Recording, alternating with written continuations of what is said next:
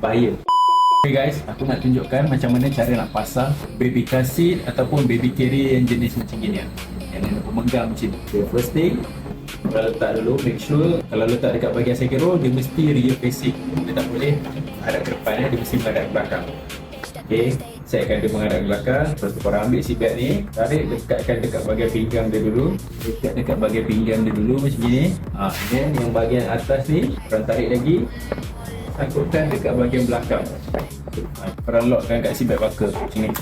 So macam ni cara pasang baby car seat yang jenis carrier. And then dia punya pemegang handle ni korang tak boleh buat macam ni korang kena buat macam gini. In case kalau ada apa-apa pelanggaran, ada apa-apa impact, baby car seat ni dia ada penghalang dia dekat sini. Kalau tak ada, boleh terus menjulang ke car seat. Kalau bahagian tengah pula macam mana? Korang tarik dulu strap atas ni, masukkan dekat sini.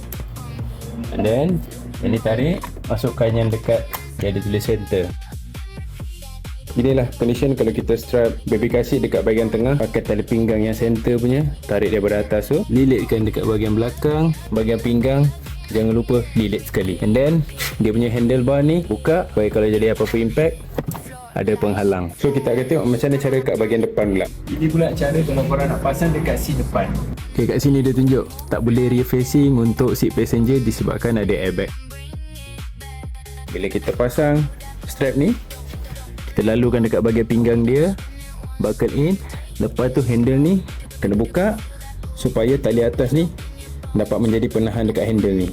So hari ni korang dah dapat sedikit idea untuk bapak-bapak yang baru dapat baby, and then yang first time guna car seat dekat kereta, macam gini cara pasang dekat seat belakang, seat tengah dekat belakang dan juga seat depan. Harap video ni dapat membantu korang. Kalau korang suka, jangan lupa untuk like dengan share video ni. Adakah korang guna cara yang sama?